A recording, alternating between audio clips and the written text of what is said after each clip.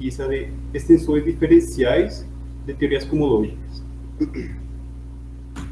Nossa apresentação deste tema vai ser dividida em duas sessões.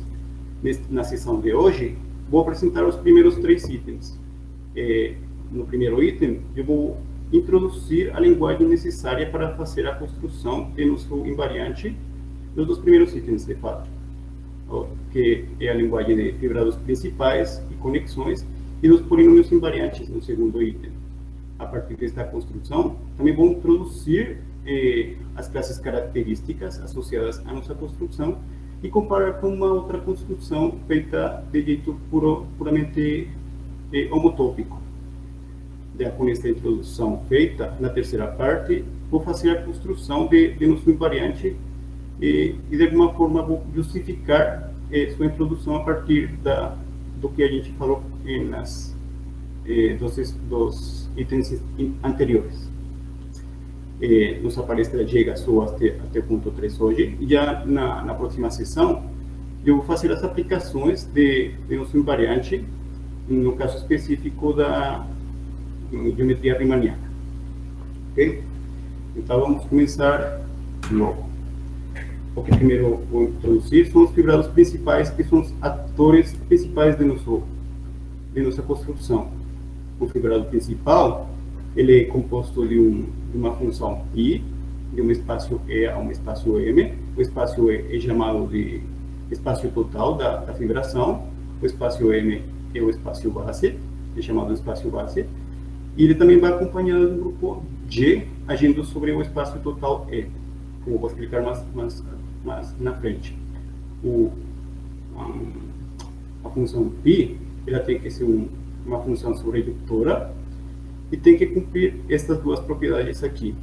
A primeira é que a ação de G no espaço E, que é dado por uma multiplicação à direita e denotada por M neste caso, ela tem que cumprir que quando a gente pega um elemento R no espaço E e multiplica por um elemento G no grupo LG, ele tem que preservar a imagem por meio de π. Isso normalmente a gente conhece como preservar a fibra.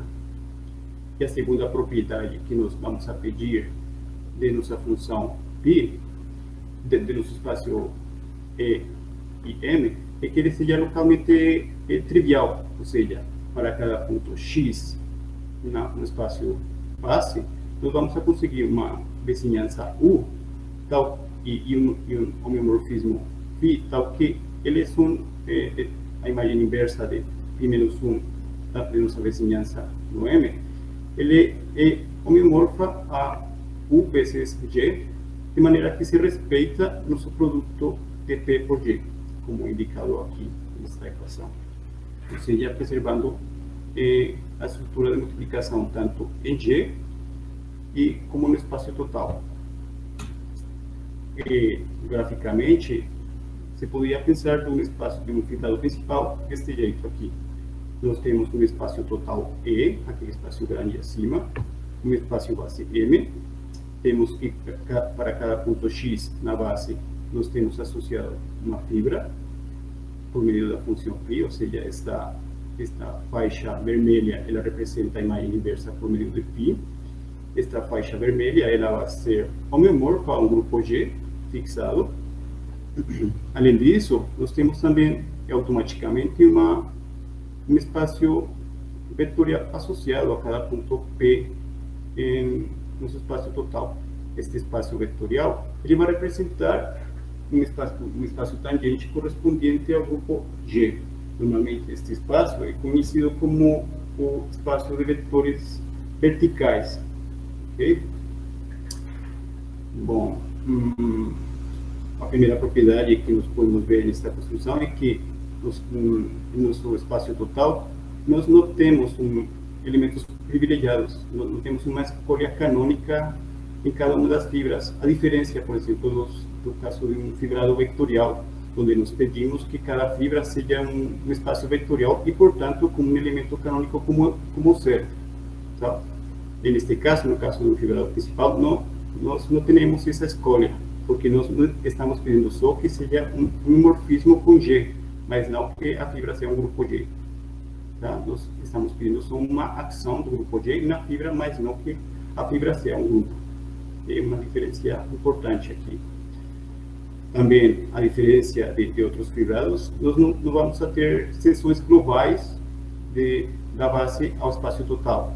Ou seja, nós não vamos ter a existência de funções do espaço M ao espaço E todo, tal que subindo por aquela suposta função e depois descendo por π, nós tenhamos a identidade nele. Nós não temos esse tipo de funções. O que a gente se tem são funções locais, seções locais, que para uma determinada vizinhança do ponto X, nós conseguimos subir e descer por meio da função π, de forma tal que obtemos a função de identidade. Já no caso que exista uma seção global do nosso espaço, do nosso fibrado principal, isso vai indicar que nosso fibrado é um fibrado trivial, ou seja, que o fibrado ele é um produto do espaço base pelo grupo de estrutura, pelo grupo J. Ok? Bom, um exemplo bem famoso de um fibrado principal, este dado aqui, é dado pela fibração de Hopf. O espaço total, nesse caso, é a esfera S3, o espaço base é a esfera S2, e a fibra é a esfera S1, ou círculo. Okay? Então, intuitivamente, como a gente pensa desta fibração? Para cada círculo aqui a uma altura fixa, no meridiano, a imagem inversa de um círculo aqui, ela vai ser um touro aqui como representado nesta figura. E assim que a gente varia de círculo na esfera S2, nós vamos obter uma família de touros encaixados um dentro do outro. Já nos polos, a gente vai ter uma linha. Okay? Já a imagem inversa de um ponto específico, ela vai ser dada por um círculo na superfície do touro. Talvez aqui dá para ver alguns exemplos desses círculos. Okay? Este é um exemplo bem clássico de fibração de um fibrado principal, que tem muitas aplicações na matemática e na física. Por exemplo, na matemática é usada para calcular grupos de homotopia de esferas, e na física tem interpretações como a configuração do campo eletromagnético associado a um monopolo magnético de carga 1. Mas, para a gente, nesta apresentação, os tipos de fibrados que vão aparecer, normalmente, são deste tipo. São fibrados associados a fibrados vectoriais. Fibrados principais associados a fibrados vetoriais.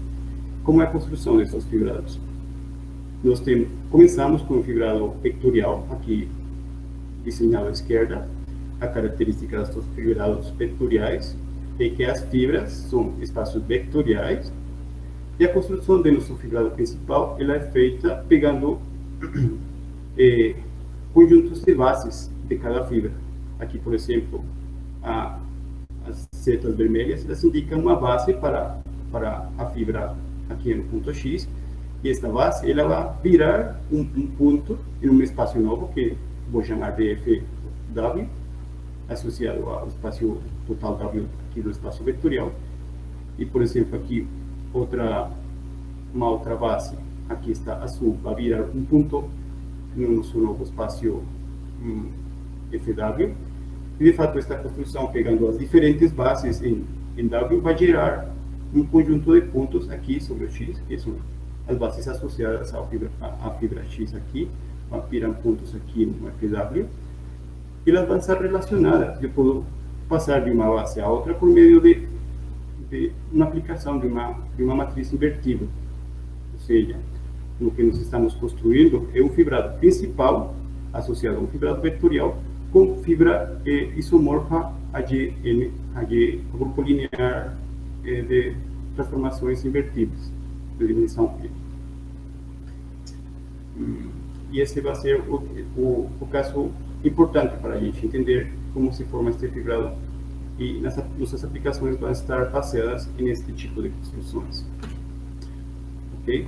Já se o fibrado vetorial tem mais estrutura, por exemplo, se o fibrado tem uma métrica ou é orientável, o fibrado principal obtido a partir dele vai representar essa estrutura também. por exemplo, se tem uma métrica, as bases que nós escolhemos para cada um das fibras, elas podem ser tomadas como bases ortonormais. Então, os pontos aqui vão representar famílias de bases ortonormais, e para passar de uma família de bases ortonormais a outra, a gente o que utiliza são transformações ortogonais, ou seja, nosso grupo de estrutura também muda de acordo à estrutura do fibrado vetorial. Uma observação similar vale para o caso de uma orientação, onde nós utilizamos matrizes especiais ou com determinante positivo. Bom, além de os objetos de fibrados principais, nós também vamos usar conexões nessa construção. Porque uma conexão, intuitivamente, uma conexão que permite a gente identificar fibras que estão perto uma da outra, né? Uma identificação infinitesimal, permite comparar os elementos em fibras próximas. Uma primeira definição de conexão é dada por esta daqui. Se nós temos um fibrado principal EM com grupo de estrutura G, uma conexão é uma distribuição H do espaço total E a seu espaço tangente. Aqui vou lembrar que uma distribuição, no caso da geometria, é simplesmente uma função que leva um ponto do espaço a um subespaço do espaço tangente desse espaço. Okay? E o que a gente vai pedir desta função, da imagem desta distribuição, é que ela gere um subespaço do espaço tangente que seja complementar aquele espaço B que nós mencionamos no começo, dos vetores verticais associados ao grupo que está agindo, ao grupo de estrutura do nosso fibrado principal. Também nós vamos a pedir que aquela distribuição horizontal, aquela distribuição que nós vamos chamar de distribuição horizontal, ela seja compatível com o produto de G no espaço total. Aqui, este RG, ele representa a ação à direita do grupo G no espaço total E. E o que nós vamos a pedir é que essa distribuição seja compatível com essa multiplicação. Especificamente, se nós queremos ver como é a distribuição no ponto PG, onde P é um ponto do espaço total e G é um ponto do grupo G, ele vai ser encontrado simplesmente como uma imagem do espaço horizontal associado ao ponto P, depois de que é puxado por meio do diferencial da ação da multiplicação por G. Okay? Uma observação que vai ser importante na frente é que a dimensão desse espaço horizontal que nós estamos definindo a partir da conexão, ele vai coincidir com a dimensão do espaço base. Okay? Já uma outra alternativa para introduzir uma conexão, né, no fibrado principal é dado através de formas. Nós fixamos um fibrado principal EM com grupo de estrutura G. Dizemos que uma forma de grau 1 e com valores em G, onde G é a álgebra de Lie associada a G grande, ela é uma forma de conexão. Primeiro, sim, essa forma de conexão, quando avaliada em vetores que representam vetores no espaço vertical, ou seja, vetores associados ao espaço tangente do nosso grupo de estrutura, ele é a identidade. E depois que essa conexão ela é compatível com o nosso produto pelo grupo G. Essa propriedade de compatibilidade normalmente denominada que invariante e é indicada por esta relação aqui. Aqui o AG é a representação adjunta associada ao nosso grupo de Lie. Okay? Bom, como eu mencionei, já falei antes, essas definições são equivalentes, a gente pode ter uma da outra. E daqui para frente, principalmente eu vou usar essa linguagem de conexões. Bom, graficamente, por exemplo, na ideia da distribuição horizontal, o que nós estamos fazendo é isso. No nosso espaço total, nós já tínhamos um espaço vertical associado ao espaço tangente em cada ponto P. A conexão, aquela distribuição horizontal, é uma escolha de um espaço então, complementar ao espaço B, que faz com que a gente consiga obter o espaço tangente todo.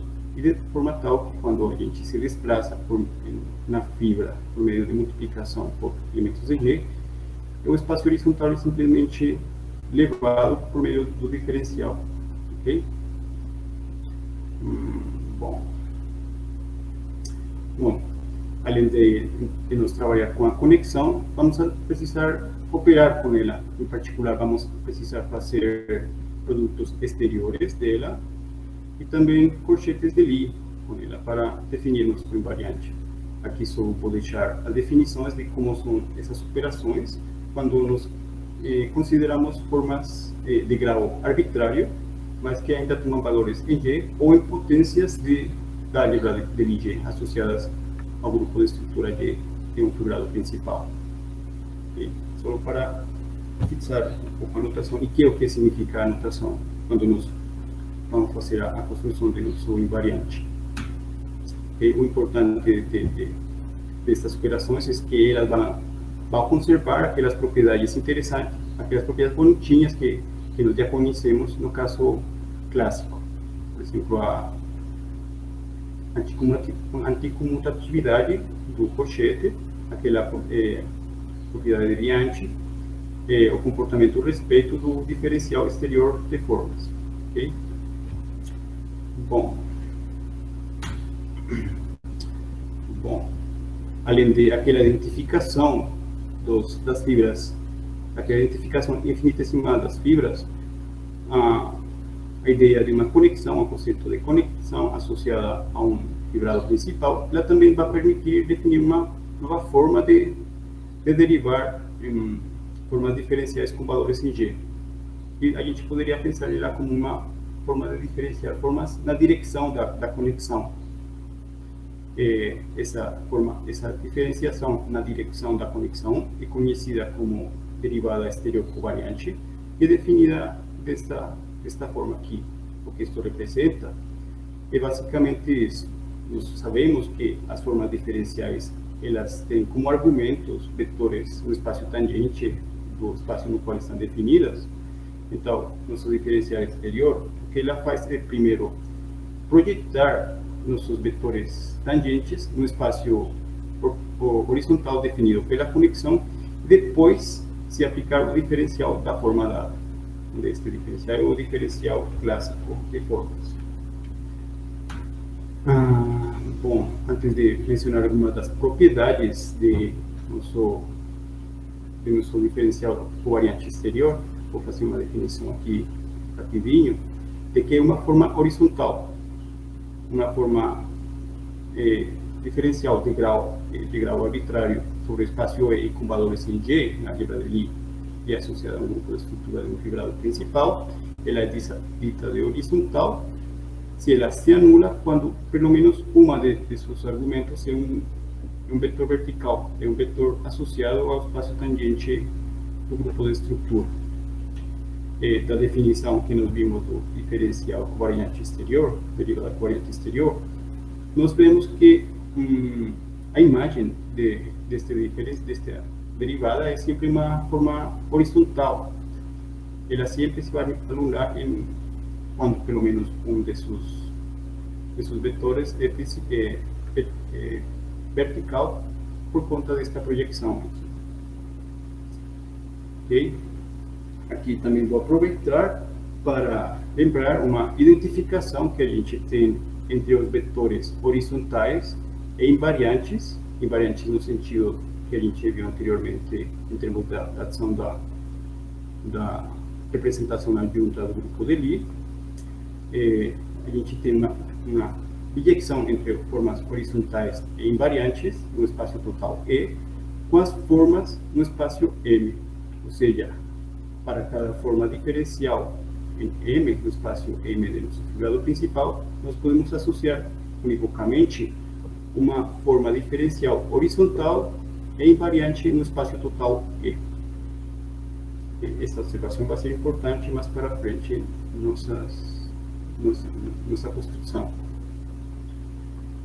Bom, então, também é importante ver o que passa quando nós diferenciamos utilizamos a derivada exterior covariante da conexão respeito da mesma.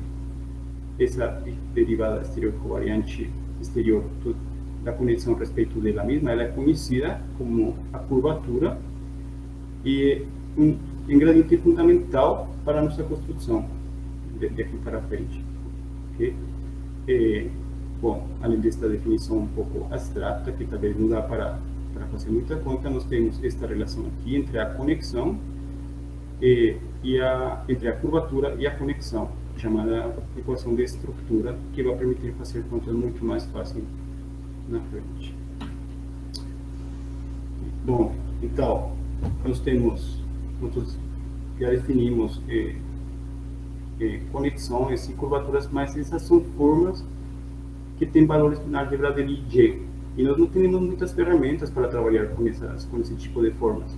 Por exemplo, a gente vai querer fazer integrações em termos da variedade, ou vai querer também utilizar resultados da homologia de Derham.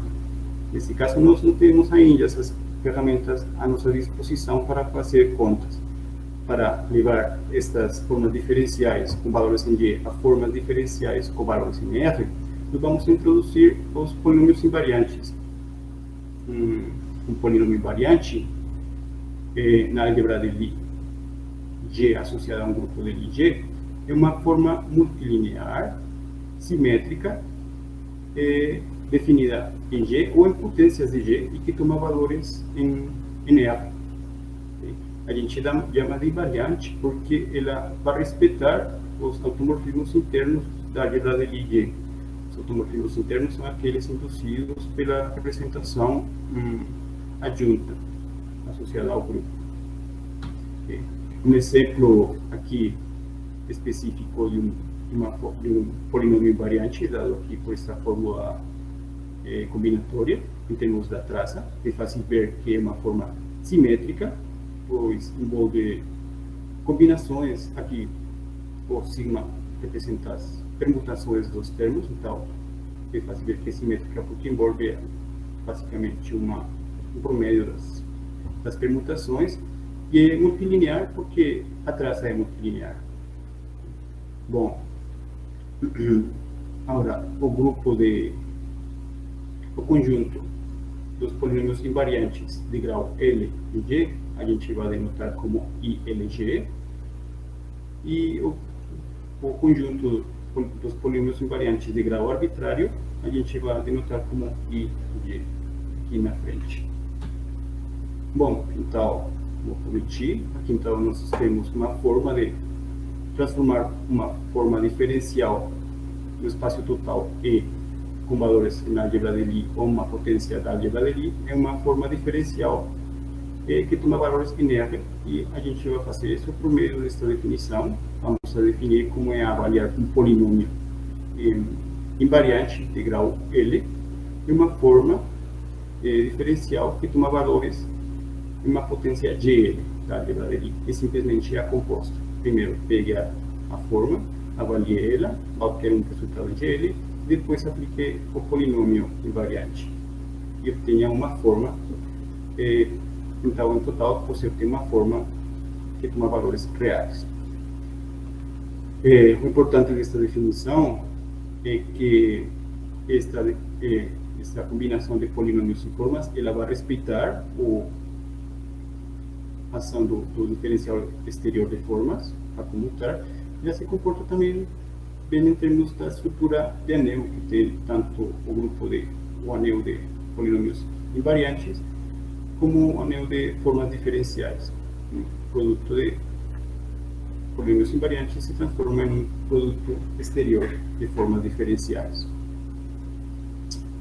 Bom, aqui é importante notar então que ainda quando nós obtivemos formas diferenciais no espaço total, se nós restringimos nossos polinômios invariantes a ser avaliados em termos da curvatura associada a um fibrado principal com conexão θ, essas formas que a gente obtém a gente também vai poder associar elas a formas diferenciais em termos da base do nosso fibrado principal.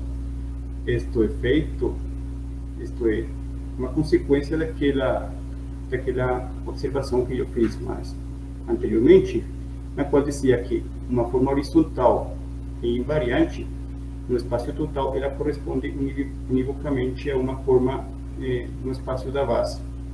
Aqui estamos utilizando esse resultado, pois quando a gente avalia uma forma horizontal e invariante por meio de um polinômio invariante, ela continua sendo uma forma horizontal e invariante no espaço total, que depois pode ser representada em uma forma diferencial em termos da base. Então, em geral, a gente vai ter este tipo de associação. A cada polinômio, a gente associa a forma obtida no espaço da base através da curvatura associada à conexão do fibrado principal. Outra observação importante nesta associação é que a forma obtida na base, a forma P⍵L, ela vai ser uma forma fechada, então vai definir uma classe de cohomologia de De Rham. Essas classes de cohomologias obtidas assim, desta forma, são chamadas de classes características, e são um invariante topológico associado ao nosso fibrado principal. Ora bem, além desta construção em termos de polinômios invariantes e curvaturas associadas a uma conexão no fibrado principal, a gente também tem uma construção de classes características em termos homotópicos respeito de um fibrado que está aqui indicado. Este fibrado é um resultado clássico de fibrados principais. Existe um fibrado que é chamado de fibrado universal, onde o espaço total é G, o espaço base é VG, se chama VG, é chamado de espaço classificante. O espaço EG vai ser o comprimento universal do espaço classificante, em particular vai ser um espaço contrátil. E a particularidade desse espaço é que, para qualquer fibrado principal com um grupo de estrutura G, a gente vai conseguir uma função psi da base M a G, tal que o pullback do fibrado do espaço EG, ele vai resultar o espaço E, ou seja, qualquer fibrado principal EM, ele é classificado por funções psi da base ao espaço classificante. E esta vai ser uma classificação que vai determinar univocamente nosso fibrado EL. Em particular, a informação comológica associada a nosso fibrado EM, ela também pode ser obtida puxando, através da função psi definindo o fibrado, informação comológica do espaço classificante VG.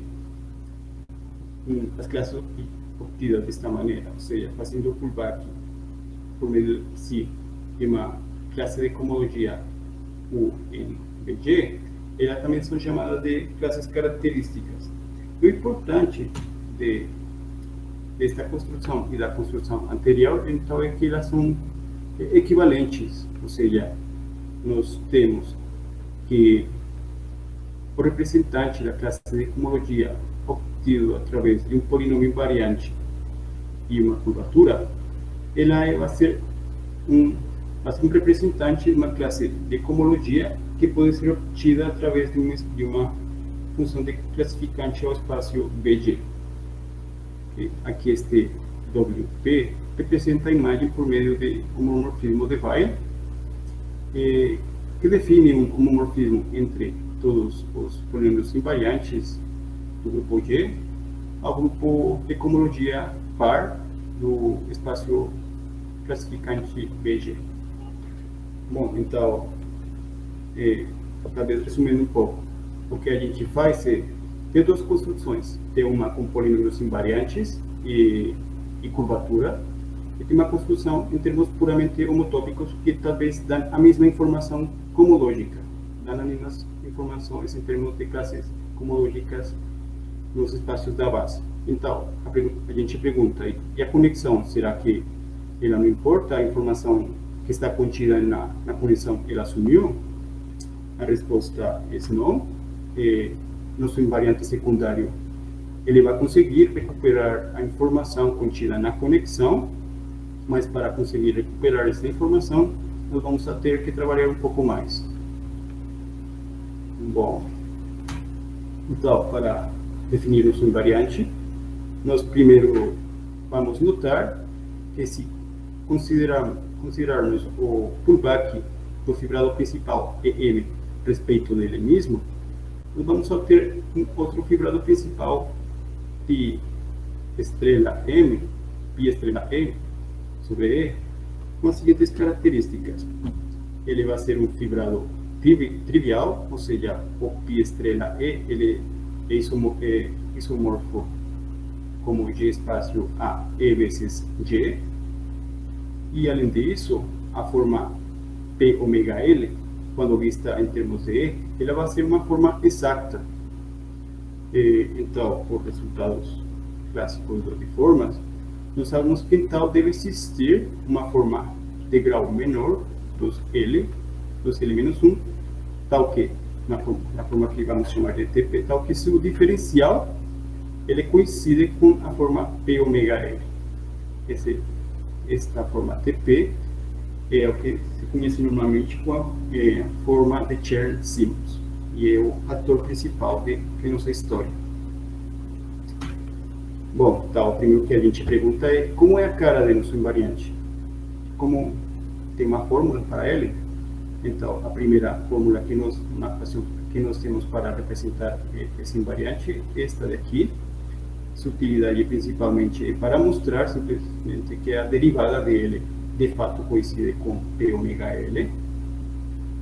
E uma outra forma alternativa de ver ele, esse invariante, é uma forma combinatória, que é esta daqui. Em palavras do próprio Simons, o invariante nasceu aqui. E nasceu como uma tentativa do Simons de encontrar uma generalização daquela fórmula de Euler, que gera um invariante numérico associado a uma superfície orientável e compacta de dimensão 2, que fica em termos de uma triangulação e uma relação entre os vértices e os lados daquela triangulação, aquele número de Euler. E o que o Simons queria fazer era generalizar aquela fórmula a dimensão 3, só que ele não estava conseguindo. Sempre aparecia este termo aqui que atrapalhava ele. Só foi depois de uma conversa com o Shiger que o Shiger observou que de fato este termo aqui era importante, era interessante ser aprofundado e de fato publicado, que tinha muitas propriedades interessantes para ser aplicadas com este termo que o Shiger estava querendo, que o Simons estava querendo matar. Bom, entre as principais propriedades de nossa forma TP, primeiro está que ela não é uma forma horizontal. Em particular, nós não vamos conseguir associar esta forma TP a uma forma na base. Esta forma TP vai definir uma informação específica do espaço total de nosso fibrado principal. Também esta forma TP, se nós fixamos o polinômio P e deixamos variar os fibrados principais nos quais nós estamos baseando nossos cálculos, vamos ver que ela se comporta de maneira natural. Ou seja, se nós temos uma função de fibrados principais entre EM e M', vemos que a forma obtida por TP com respeito à conexão θ entre M, ela vai coincidir com o pullback da forma TP com respeito à conexão T' no fibrado EM, M'. Esta propriedade de naturalidade ela vai caracterizar de maneira unívoca nosso funtor, módulo formas exatas, ou seja, se existe outro funtor que se comporte naturalmente com respeito às funções, ele vai diferir de nossa forma TP por uma forma exata. e nós também vamos conseguir controlar o comportamento do nosso funtor TP em termos da multiplicação de polinômios invariantes. Desta forma aqui, temos que se comportar relativamente bonitinho com respeito aos produtos. Bom, então, eu falei no começo que na introdução desta forma, deste invariante secundário, que a informação de nossa conexão estava ainda aí presente em alguma parte deste invariante secundário. Mas uma pergunta natural é especificamente onde está esta informação, em que dimensão está. Este teorema daqui responde precisamente essa pergunta. Então, se nós fixamos um fibrado principal EM com conexão θ, e decimos que a dimensão de nosso espaço base é N, e temos também um polinômio invariante de grau L, temos três propriedades. Primeiro, a primeira é que se o grau da forma TP obtida pelo nosso invariante ela é maior ou igual que a dimensão da base, essa forma TP vai definir uma forma fechada, ou seja, em particular, vamos obter uma classe de cohomologia. Depois, se nossa forma é de um grau estritamente maior que a dimensão da base, essa forma TP vai ser independente do θ, ou seja, nos casos nos quais o polinômio a forma TP tem grau maior que a dimensão da base, nós não ganhamos nada. Ainda parece que perdemos informação topológica, perdemos informação diferencial associada à conexão. Mas já no caso no qual o polinômio TP ou a forma TP obtida, o grau dessa forma coincide com a dimensão da base, nós temos que essa forma TP ela depende da conexão. Então, compreendemos que nessa dimensão que nós vamos encontrar a informação da conexão. Sabemos especificamente onde vamos ter que procurar a informação da conexão associada ao nosso fibrado principal.